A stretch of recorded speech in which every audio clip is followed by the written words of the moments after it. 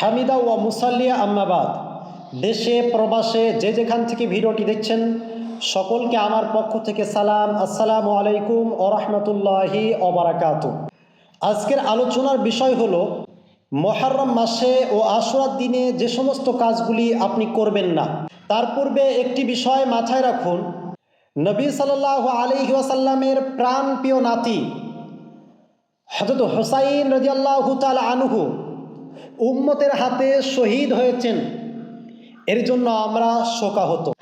তবে আমাদের ছোট্ট দাড়িপাল্লায় কে কাফের, কে মুনাফিক, কে মুশরিক এ বিষয়ে বিচার করা উচিত নয়। কারণ তারা খয়রুল কুরুনের জামানার মানুষ। তাদের বিষয়ে নবী সাল্লাল্লাহু আলাইহি ওয়াসাল্লামের ভবিষ্যৎবাণী রয়েছে। নবী সাল্লাল্লাহু আলাইহি ওয়াসাল্লাম বলেছেন তারা জান্নাতি। সুতরাং তাদেরকে টেনে এনে বিচারের আওতায় রাখা মোটেই উচিত নয়। সুতরাং এ বিষয়ে নীরব থাকাটাই ভালো। তবে যারা হুসাইন রাদিয়াল্লাহু তাআলা আনহুকে নিয়ে বাড়াবাড়ি করছেন, মাতামাতি করছেন, তাদেরকে আমার ছোট্ট একটি প্রশ্ন। হুসাইন রাদিয়াল্লাহু তাআলা আনহু নবী সাল্লাল্লাহু আলাইহি ওয়াসাল্লামের ছোট নাতি।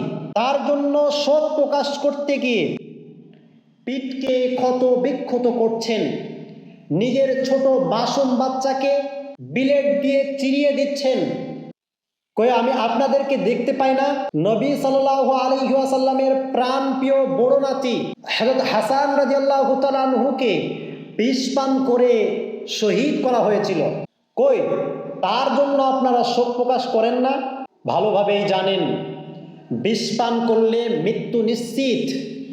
আর পিঠ যদি ক্ষত বিক্ষত হয়ে যায় তাহলে দুদিন পরে সেটি ভালো হয়ে যাবে।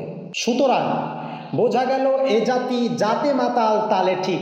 প্রিয় ভাইয়েরা, যে সমস্ত ভাইয়েরা মুহররম মাসে বা মুহররমের দিনে শিয়াদের বেশভূষা ধারণ করে, মাথায় কালো ফেটা বাঁধে, কালো লেবাস পরিধান করে, তাজিয়া করে, হুসাইন রাদিয়াল্লাহু তাআলা আনহুকে কেন্দ্র করে হাতে তরবারি নিয়ে মিছিল বার করে, র্যালি বার করে, হুসাইন রাদিয়াল্লাহু তাআলা আনহুর ব্যাপারে গীতি গায়, তাতে এমন কিছু শব্দ রয়েছে শিরিকের পর্যায়ে পৌঁছে যায়। সুতরাং আপনার ঈমানটি চলে যাওয়ার সম্ভাবনা রয়েছে।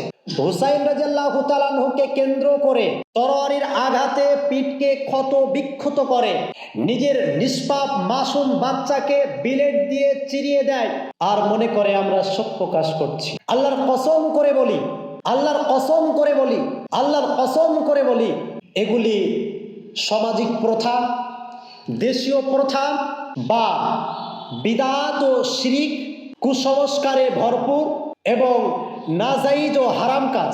আল্লাহ পাক রব্বুল আলামিন এ সমস্ত কাজ থেকে অনেক দূরে থাকার তৌফিক দান করুন। আমিন। আখির দাওয়ানা আলহামদুলিল্লাহি রাব্বিল আলামিন।